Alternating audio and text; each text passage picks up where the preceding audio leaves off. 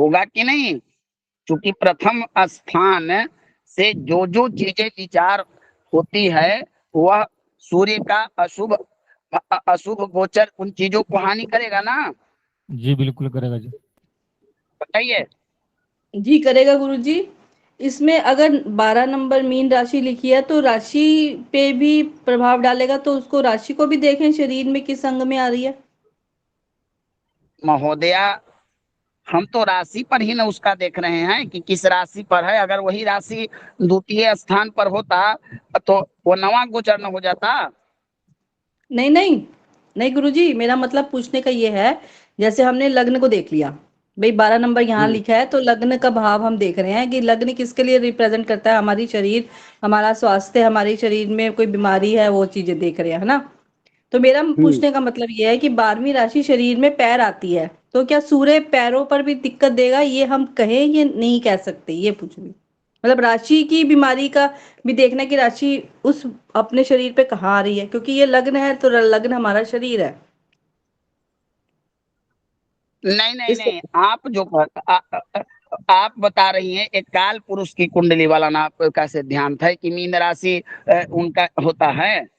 जी गुरु जी, वही बात कह रहे हैं, मीन राशि में आप नहीं उनका तो नहीं, पैर पहले होता काल ही है। करिए पुरुष की बात नहीं है। नहीं नहीं गुरुजी, काल पुरुष की बात नहीं है ये।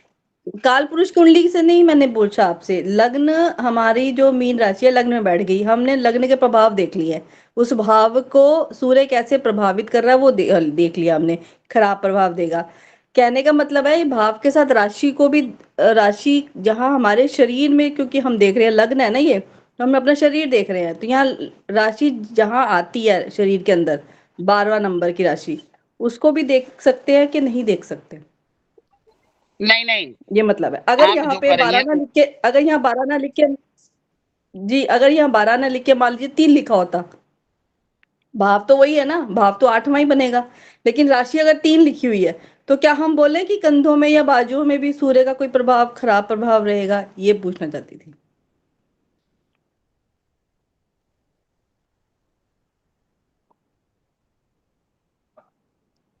जी गुरु जी।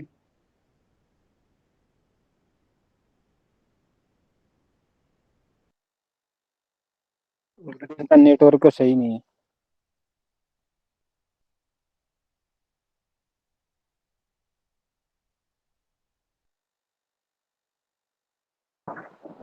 होगा जून।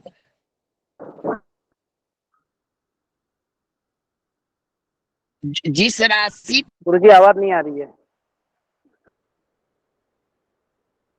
पर उनका अब बताइए कि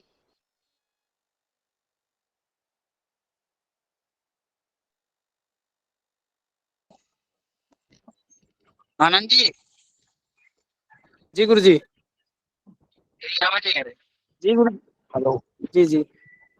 देखिए इन्होंने जो प्रश्न किया कि मीन राशि 12वें भाव का नेतृत्व करती है, तो वो जो आप कह रही हैं वो विचार होता है शरीर के अंगों का विचार करने के लिए। यहाँ पर मीन राशि लग्न का प्रतिनिधित्व कर रही है, तो यहाँ पर मीन राशि में सूर्य का जब गोचर होगा तो लग्न स्थान से जो जो चीजें विचार होती हैं उन चीजों में ये नकारात्मक प्रभाव देंगे, आपका स्वास्थ्य खराब करेंगे, आपके व्यक्तिगत प्रतिष्ठा को हनन करेंगे, आपके शरीर में परेशानी देंगे। इस तरह से होता है। यहाँ से विचार सिर का होता है तो आपके सिर में रोक देंगे, न कि पैर में रोक देंगे। ठीक है ना? जी जी। समझ में आया? जी समझ। गुरु जी। इनका प्रश्न ही जो अब है ना, प्रश्न ही जो है ना, इनका प्रश्न ही जो है उचित नहीं था। क्या लग्न में मीन राशि है तो ये द्वादश भाव तो कुंभ बनेगा ना महाराज। ये ना आप ना, जो है ना इनका काल पुरुष प्रश्न वाली कुंडली की बात कर रहे हैं आप। नहीं प्रभु ना जी, ना ठीक है। इन्होंने प्रश्न, चलिए प्रश्न इनका उचित था और सबका संशय दूर हुआ। आप लोग इस बात को समझे कि देखिए जो ग्रह सूर्य चंद्र मंगल जो उनका शुभ स्थान होगा और जो राशि पड़ेगी, जो वह राशि उस भाव का प्रतिनिधित्व कर रही है, न कि काल पुरुष का। अब जैसे मान लीजिए कि मीन लगन की कुंडली में अगर मीन लगन की कुंडली में राहु अगर बैठ जाए लग्न में, या मंगल बैठ जाए तो हम इस अगर कहेंगे कि इस जातक को पैर में परेशानी होगी तो ये कहना तो अनुचित होगा ना फिर। जी गुरु जी, बोलिए बिल्कुल। जी गुरु जी। साक्षी जी। गुरुजी मुझे नहीं पता, आप कहोगे तो मैं मान लूंगी, मुझे मालूम ही नहीं ना, मैं तो पूछ ही रही थी आपसे। अरे देखिए पूछिए, आप बहुत अच्छा पूछिए, लेकिन इसका प्रयोग तो कीजिए। आपका कहना है कि मीन राशि प्रभावित होने का मतलब इसको पैर में परेशानी होगी, तो चलिए मैं आपकी बात को इतना कह देता हूँ कि इस जातक को रोग होगा।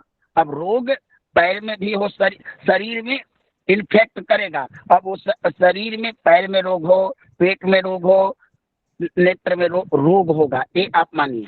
इस पर आप सहमत है ना?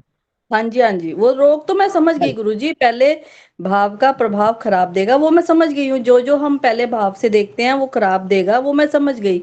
पूछने का ये मतलब था राशि को यहाँ पे विचारण करना है विराशि का कि नहीं करना, भाई नहीं, उस अच्छा ठीक है। राशि का विचारण इसलिए करना है कि यह उसकी, अगर मान लीजिए कि यहाँ पर मीन राशि के साथ सूर्य का क्या रिलेशन है, ये भी तो देखिएगा ना। अगर हाँ यही जी सूर्य मकर में प्रवेश करता, कुंभ में प्रवेश करता, तो ये पीड़ा और अधिक न देता। बिल्कुल देता गुरुजी, और यहाँ पे सिंह राशि होती तो बाई चांस। सिंह राशि होता तो कम देता, मीन राशि उसकी मित्र राशि होगी तो थोड़ा कम प्रभाव देगा, लेकिन प्रभाव थोड़ा देगा दे जी ठीक। देगा। समझ में आ गया सब लोग को ना? जी गुरु जी, आ गया। सूर्य का प्रथम गोचर किसी भी कुंडली में चंद्रमा से अगर सूर्य प्रथम भाव में गोचर करे, जरूरी नहीं है कि अष्टम ही गोचर करे, अगर पांचवें, लेकिन यह जरूरी है कि वह चंद्रमा से कौन से भाव में जा रहे हैं, तीसरा छठा। अगर तीसरा हो तो ठीक है, छठा हो तो ठीक है, 10वां हो तो ठीक है, एकादश हो तो ठीक है। बाकी जितने भी भाव आएंगे उनमें अशुभ फल देंगे। चलिए बात करते हैं हम सूर्य के नवा गोचर की। नवा गोचर का मतलब इस कुंडली वाले के लिए, मीन लगन वाले के लिए द्वितीय भाव में सूर्य का गोचर होगा ना?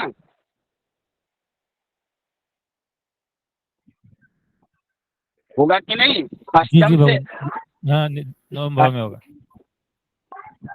ऋषभ अगर इनका हम बात करें, मेष राशि, मेष राशि पड़ेगी ना? जी गुरु जी पड़ेगा। द्वितीय स्थान में मेष राशि पड़ेगी ना मीन वालों की? जी गुरु जी मेष राशि पड़ेगी। अब बताइए कि द्वितीय स्थान में भी गोचर करे गुरु, तो नवा गोचर एक यहाँ अशुभ हुआ, लेकिन 4, 8, 12 की कैटेगरी से निकल चुका है। यानी कि यहाँ भी सूर्य हानि देंगे, लेकिन सामान्य हानि देंगे ना, क्योंकि 4, 8, 12 के क्षेत्र से बाहर है ना। जी बताइए, उसकी तीव्रता कम होगी जी। हाँ, लेकिन यहाँ पर क्या करेंगे कि यहाँ पर आएंगे तो आपको धन संपत्ति में हानि करेंगे, क्योंकि यह हमारा बैंक अकाउंट का भाव होता है, संचित धन का। यहाँ आएंगे तो आपके कुटुंब परिवार में कलह कराएंगे। आपको हो सकता है कि आपकी वाणी, आपके नेत्र में थोड़ा परेशानी दे दे, क्योंकि काल पुरुष की कुंडली में इसको हम मुख के लिए विचार करते हैं, होता है ना? जी गुरुदेव जी। बताइए। जी गुरुदेव। अब यहाँ पर जब तक रहेंगे सूर्य, तो 1 महीने इस जातक को समझिए कि कहिए कि अशुभ राशि में अगर सूर्य का गोचर हो और कोई शुभ कार्य करना हो तो जातक को रोक दीजिए कि आप 1 महीने बाद कार्य कीजिए, नहीं तो असफल हो जाएगा। तो यहाँ भी सूर्य का गोचर उत्तम नहीं है, नवा गोचर भी सूर्य का ठीक नहीं है चंद्रमा से। समझ में आ रहा है ना? जी गुरु जी। जी गुरु जी। अब आगे चलिए, अगर मीन लगन के तृतीय स्थान वृषभ राशि में सूर्य का गोचर हो, तो देखिए वृषभ राशि सूर्य की शत्रु राशि है ना? है जी गुरुजी। है जी गुरुदेव। हाँ शुक्र है। है। लेकिन अच्छा, और चंद्रमा से यह 10वां पड़ता है, तो देखिए शत्रु राशि और शुभ गोचर, तो तृतीय स्थान में सूर्य का गोचर, यहाँ पर आने पर क्योंकि गोचर का शुभ स्थान होने के कारण यहाँ रोग मुक्ति दिलाएंगे। अभी जो रोग प्रदान कर रहे थे, अब ये रोग से आपको मुक्ति कराएंगे। हाँ, ये कराएंगे कि भाई बहन से थोड़ा सा माने मतभेद हो, आपको मेहनत ज्यादा कराएं, और लेकिन आपको 10वां गोचर होने के कारण सूर्य यहाँ पर आपके लिए शुभ फल देंगे। थोड़ा सा क्योंकि शत्रु राशि है, तो थोड़ा सा अगर आपको माने सामान्य अशुभ फल इसको कहिए, लेकिन 10वें में आकर सूर्य श्रेष्ठतम फल देंगे। तृतीय स्थान में आपको अब 10वां में आने के कारण इनको शुभ फल होगा, हर प्रकार के आपको लाभ मिलेगा, सम्मान मिलेगा, इस तरह से होता है। समझ आ रहा है ना? जी गुरुदेव। अब सूर्य देव का गोचर चंद्रमा से 11वें हो तो चतुर्थ स्थान में गोचर का होगा इनका। चौथे स्थान में चूंकि शुभ स्थान है, तो इस स्थान में माता, भूमि, भवन इत्यादि का आपको लाभ करवाएंगे। 11वां गोचर शुभ होता है ना? जी गुरुदेव। जी जी। है ना? बताइए। जी गुरुदेव, शुभ होता है। हाँ, 11वां तो गोचर सातवें स्थान में आएगा ना इसका?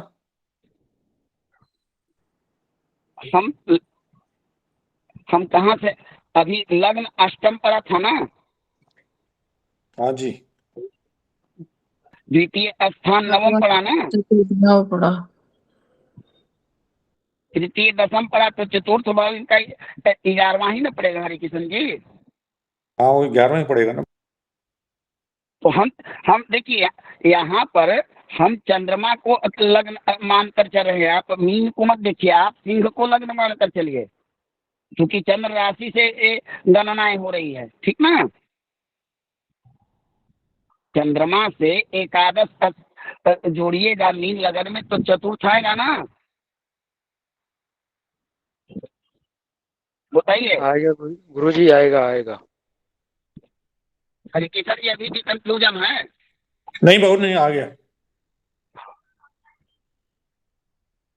बस यहाँ पर आकर इस भाव को एक्टिव करेंगे, भूमि, भवन, माता इत्यादि के सुख में।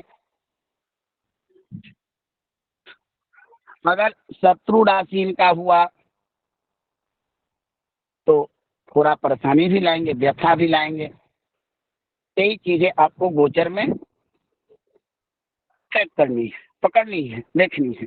अब आगे चलिए, सूर्यदेव का गोचर अगर मान लीजिए आ जाए पंचम स्थान में,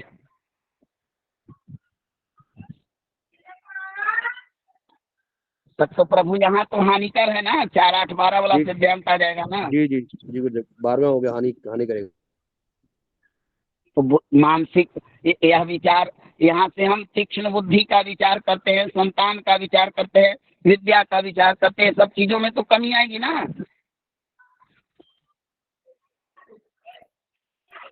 जी गुरुदेव। बताइए, जी गुरुदेव, आएगी आएगी।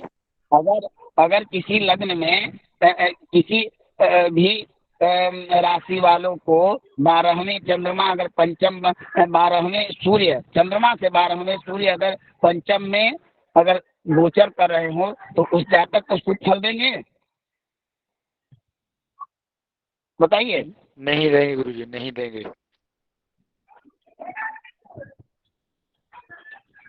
इस तरह फिर छठा स्थान में आएंगे तो उनका पहला स्थान छठा स्थान आने के मतलब कि वो हो जाएगा अपनी ही राशि में आ जाएंगे, पहले स्थान में भी आ जाएंगे। तो छठा में इनका गोचर थोड़ा सुख देगा क्योंकि अपनी राशि में है ना। जी गुरुदेव। शुभ अब फल ही यहाँ देगा। पर अब यहाँ पर शत्रु हो तो शत्रु परास्त हो जाए, अगर ऋण हो तो ऋण खत्म हो जाए, अगर रोग हो तो रोग से छुटकारा मिले, तो इसमें क्या आश्चर्य की बात है। तो गुरु जी चंद्रमा स्वयं बैठा तो प्रथम ही हुआ ना। तो प्रथम हुआ प्रभु, तो अपनी राशि में न गोचर करेंगे प्रभु। जी गुरु जी। तो अपनी राशि में अपना ही फल देंगे ना।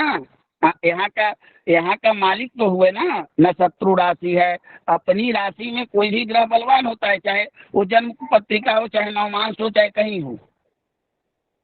ठीक है ना। ठीक है गुरु जी। समझ में आ गया। अब बताइए, सूर्य अपनी कक्षा में ज्यादा ना मजबूत होंगे। जी गुरु जी वो ठीक है, हमने सोचा कि गुरु जी यहाँ आपने लिखा है कि उसमें अशुभ अशुभता होती है प्रथम भाव में, अगर चंद्रमा के प्रथम भाव में, तो हमने यही सोचा कि शायद कुछ कष्टकर हो सकता है। यहाँ पर अगर प्रथम भाव अगर मान लीजिए कि दूसरी राशि में रहते तो अपने घर से अलग रहते तो अशुभ फल देते। ठीक ना। जी गुरु जी धन्यवाद। चलिए अब आगे चलिए। सप्तम में देखिए इनका क्या भाव है। अब ये तो निकल चुके हैं ना, दूसरा गोचर भी अशुभ होता है इनका, चंद्रमा से द्वितीय स्थान में भी। जी गुरु जी। बताइए। जी गुरु जी। अगर सूर्य जिस समय सप्तम में गोचर करेंगे तो पति पत्नी नहीं में गुरु जी, लड़ाई हो। नहीं नहीं, अच्छा नहीं होता दूसरे भाव का गोचर, तीसरे का अच्छा होता, ऐसा हाँ तो लिखवाया। सब हाँ तो दूसरा गोचर मीन सिंह राशि से दूसरा गोचर मीन लगन में सप्तम ही होगा ना। हाँ जी, हाँ जी, बताइए महोदय। हाँ हाँ जी गुरु, हाँ जी जी गुरु जी। गुरु जी होगा होगा। अब जी गुरु सप्तम जी। भाव में विचार करते हैं पति या पत्नी का, तो जब सूर्य यहाँ पर आते हैं तो यहाँ पर वैमनस्यता बढ़ती है, पति पत्नी में तनाव होता है। एक मास तक यहाँ पर देखिएगा कि पति पत्नी में तनाव हो रहा है, लड़ाई झगड़ा तलाक इत्यादि की स्थिति आ सकती है, अलगाव की स्थिति आ सकती है, हर कार्य में असफलता होगी, पार्टनरशिप से सुख नहीं मिलेगा, व्यवसाय में बाधाएं उत्पन्न करेंगे, यात्रा भी होगा तो कष्ट मिलेगा, उदर पीड़ा हो, धन मान इत्यादि की हानि कराते हैं।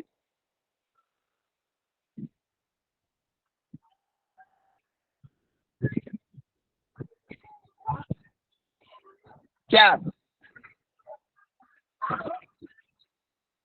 समझ में आ रहा गुरु है जी। ना। जी गुरु जी अगर कहा जाए तो इनको डिमोशन का भी सामना करना पड़ सकता है। हाँ कर सकता है, जी गुरु जी। कर सकता है, लेकिन एक मास के अंतर्गत ही ये जितनी जी गुरु जी। घटनाएं घटेगी, ये एक मास के अंतर्गत ही आपको इसका फल अनुभूत हो। एक मिनट में बोलते।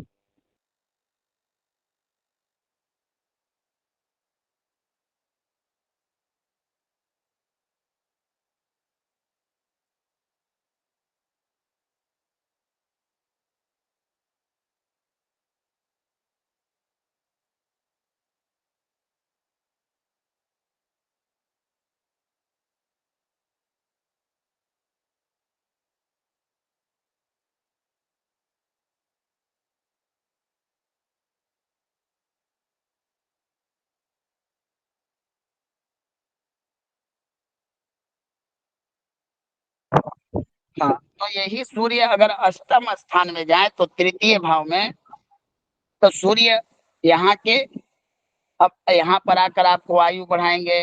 अब इस घर को एक्टिव करेंगे, तो इस घर में एक्टिव होने का मतलब है प्रभु की बुरा भाव होता है, तो यहाँ जनित परेशानी आपको बढ़ाएंगे। यहाँ यहाँ यहाँ आपका शुभ फल देने का मतलब कि भाव की वृद्धि होगी ना, बताइए।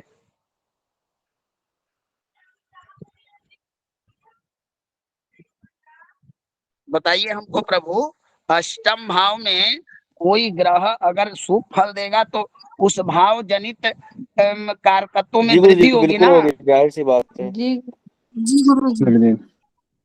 तो ये तो भाव है परेशानियों का।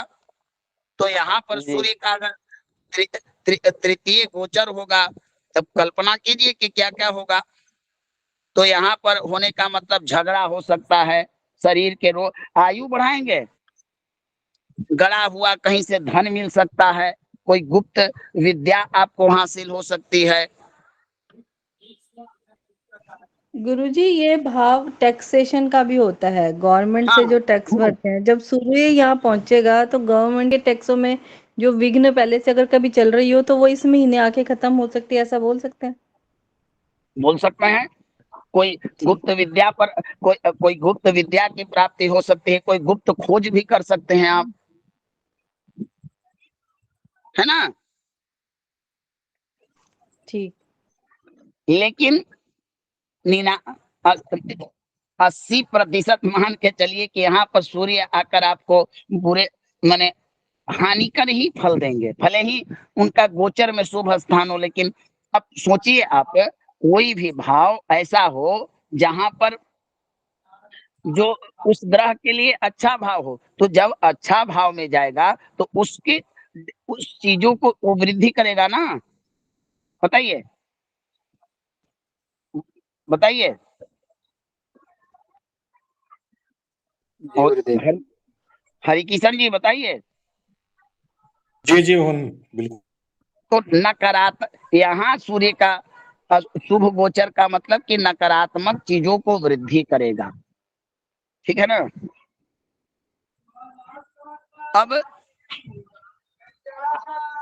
अब यही देखिए, सूर्य अगर नवम भाव में गोचर करे, चौथा गोचर इनका हो,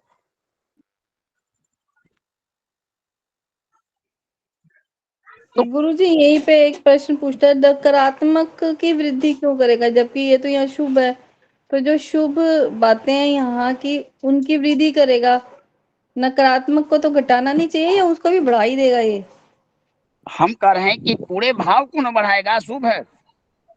मतलब ये नहीं होना चाहिए था कि नकारात्मकता को खत्म करे, शुभता को बढ़ाए। क्यों नकारात्मक? आप आपका सूर्य अगर चतुर्थ भाव में जा रहा है शुभ होकर, तो वहां के शुभ फल की वृद्धि न करेगा कि नकारात्मक को बढ़ाएगा, ये बताइए। बताइए कोई। चौथे भाव में तो वो खराबियां देगा, तो चाहे वो अच्छे हों चाहे वो बुरे हों, बुरे को और बढ़ा देगा और जो शुभ प्रभाव हो उनको खराब कर देगा, चौथे भाव में जाएगा तो। हमको ये बताइए, कोई ग्रह शुभ स्थान में गोचर करे तो वहां के शुभ फलों में वृद्धि करेगा कि हानि करेगा, ये बताइए। शुभ स्थान में गोचर करे तो तो शुभ फलों की वृद्धि। तो यहाँ का नकारात्मक होता कि आयु घटाता, ये तो आयु को बढ़ाएगा, बताइए महोदय। नकारात्मक होता है आयु को घटाता है, अब ये यहाँ बढ़ा देगा आयु को, तो ये बढ़ाएगा ना। नकारात्मकता को बढ़ा दिया इसने। तो ये तो शुभ भी तो कर दिया, छोटी उम्र नहीं करी, मरने वाला बंदा होगा तो बच जाएगा। बचेगा तो परेशानी, मान लीजिए परेशानी वाला ना है। और ये तो हर महीने घूम के यहाँ पर आता जाता रहता है ना, 12 जी महीने भी इसको 12 महीने आना है ना। बिल्कुल, तो साल बताइए में एक कि बार। हाँ, तो बताइए कि एक महीने से किसी की आयु की गणना हो सकती है? आयु की गणना तो नहीं हो सकती, लेकिन जैसे मान लीजिए कोई बीमारी पे ज्यादा ही बहुत ज्यादा हो तो हम ये कह सकते हैं कि इस महीने में इसकी डेथ नहीं होगी। जैसे कई होते हैं ना बीमार अब बहुत होते हैं, अब बिल्कुल। अब ये हो सकता है कि जब इसकी मृत्यु होगी तो इस समय अष्टमस्थ सूर्य का गोचर कोई कारण हो सकता है, दशा अंतर दशा इत्यादि भी सब मारकत्व की योग होगी, तो ये हो सकता है। लेकिन कोई भी ग्रह अगर अगर सूर्य की जगह बृहस्पति ही यहाँ पर बैठ जाएंगे तो यहाँ के फलों में वृद्धि करेंगे। ग्रह ग्रह स्वयं की शुभता देता है, लेकिन जिस भाव में बैठता है उस भाव की भी वृद्धि करता है ना। ठीक है। तो यहाँ यहाँ यहाँ के शुभता फल क्या है बताइए हमको। अष्टम भाव का शुभ फल क्या है? गड़ा हुआ धन प्राप्त होगा, व्यक्ति गुप्त गुप्त विषयों का ज्ञान प्राप्त कर सकता है, व्यक्ति वैज्ञानिक हो सकता है, जासूस हो सकता है, यही सब चीजें तो हैं यहाँ से। जी आयु बिल्कुल बढ़ेगा। बिल्कुल। और ये उसका भी है ना, फैक्ट्री लगाने का, मैन्युफैक्चरिंग का भाव हाँ हाँ, खुद। तो उन चीजों को बढ़ाएगा, लेकिन साथ में परेशानी भी बढ़ाएगा, ठीक ना। ठीक। हाँ, अब यही चल जाएगा आपको भाग्य भाव में, तो इसको शुभ फल देना चाहिए था, वहां के कारकत्वों में कमी कर देगा, जातक पुण्यहीन हो जाएगा। ये चीजें देखिए पंचांग में ही आपकी दी हुई हैं, गोचर फल में फिक्स है ये चीजें। तो इसी तरह से सूर्य का गोचर विचार हम करते हैं। आप ऐसा कीजिए, एक पॉइंट बनाइए कि अष्टम में जब मीन राशि वाले लोगों का सूर्य का गोचर हो तो उनका क्या से कंडीशन चलता है एक महीने। किसी भी ग्रह का एक महीने आप निकाल सकते हैं राशि से, है ना। ठीक ठीक ठीक। तो चलिए आज की कक्षा यहीं पर विश्राम। किन्हीं का कोई प्रश्न हो तो जी जी गुरु जी, मेरा प्रश्न है। हाँ, थोड़ा शीघ्रता कीजिए भगवान। जी गुरु जी, बस छोटा सा प्रश्न है। ये मैं कह रहा था, जैसे गुरु जी यहाँ हम बात कर रहे थे, ये सूर्य की बात कर रहे थे, तो ये क्या सिंह लगन की, जैसे सिंह राशि वालों का हम बता रहे थे या मीन राशि वालों को बता रहे थे? ये थोड़ा सा प्रश्न है। हम प्रभु हम सिंह राशि से गणना कर रहे थे, तो सिंह राशि वालों का ना हुआ। वही चीज गुरु जी। हाँ, चलिए। और गुरु जी एक ये और बात है कि जैसे आपने बृहस्पति की बात की, बृहस्पति अगर शुभ भाव में बैठ गया, पर स्थानीय हानि करो जीव आपने कहा था, तो उस स्थान की हानि नहीं करेगा? प्रभु स्थान हानि करोति जीव, उस वहां के लिए है श्लोक।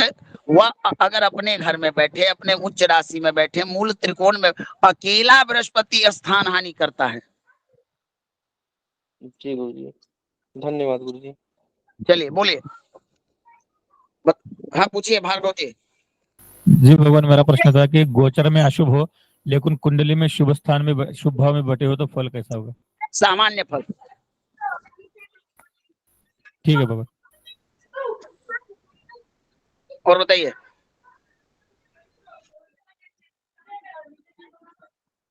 गुरुजी, ये गुरुजी हाँ, एट्थ जो हाउस है इसमें बैठेंगे, ये जो सूर्य का गोचर होगा तो यहाँ पे रोग भी बढ़ सकते हैं।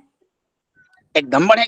मैंने क्या कहा, मैंने क्या कहा, अब ऐसे समझ, कोई ग्रह आपका मान लीजिए कि अशुभ ग्रह बैठेंगे किसी शुभ भाव में, तो उस वहां बैठकर क्या करेंगे, उस वहां की जो शुभता होगी वह कम कर देंगे ना, अशुभता को, नकारात्मक निगेटिव चीजों को बढ़ा देंगे, और जो आपका सकारात्मक होगा उसको कम कर देंगे। जी जी बोलिए। जी गुरु, शत्रु राशि भी है ना इधर, ये हाँ, है ना दूसरा बात राशि नहीं हम किसी मान लीजिए कि कोई ग्रह किसी शुभ भाव में अशुभ भाव बैठे, तो हम क्या करेंगे, वो क्या करेगा कि वो उस भाव जनित शुभता को कमी करके अशुभता की वृद्धि करेगा। जी जी गुरु जी, जी गुरु जी। कोई ग्रह शुभ भाव में बैठकर वो अपना शुभ भाव है उसका शुभ में बैठेगा तो शुभता बढ़ाएगा ना। जी जी जी बिल्कुल गुरु जी, समझ में तो आ गया। अष्टम की शुभता क्या है, आयु बढ़ना। व्यक्ति को हाँ खोजी जी होना, व्यक्ति को फैक्ट्री वगैरह लगाना, ये सब चीज जी करना गुरु जी, तो शुभ को भी बढ़ा देगा और शुभता को भी बढ़ा देगा और शुभता को भी बढ़ा बढ़ा देगा, देगा। बढ़ा देगा। जी जी गुरु जी। बस और बताइए, समझ में आ गया? चलिए, किन्हीं का कोई प्रश्न नहीं है ना हरि किशन जी? नहीं भगवान, नहीं है। तो कल कक्षा का विश्राम लिया जाएगा और कल संस्थान की एक मासिक बैठक की व्यवस्था की गई। आप लोग आइए, सब परिवार लोग हैं, वहां पर विचारों को सुनेंगे, आपका विचार भी सुनेंगे और परसों से हम चलेंगे। देखिए, जो आज मैं बता रहा हूं, भले ही आपको थोड़ा संशय लगे या संदेह हो, जब अष्टक वर्ग पढ़िएगा ना तो ये संशय दूर हो जाएगा। ये तो सामान्य गोचर का फल है। हम ये जो अशुभता वाला स्थान जाकर वहां शुभता हो जाएगा। तो जब अष्टक वर्ग, मैंने पहले ही बताया है कि गोचर का सूक्ष्म व्याख्यान अष्टक वर्ग करता है, ठीक है ना? जी गुरु जी। आप अच्छा, अब इससे आपको ये सब चीजें देखना है कि हमको विद्या अभ्यास करना है, तो बुद्ध उस समय कहाँ गोचर कर रहा है, ये सब चीजें आपको गोचर के द्वारा जानकारी होगी। नमो नमः। कल हम लोग परसों मिलते हैं अपने निश्चित समय पर, ठीक है ना? जी गुरु जी प्रणाम। जी गुरुदेव प्रणाम। जी नमो नमः गुरु जी। जी गुरु जी अवधेश जी शांति प्रणाम। पाठ करिए।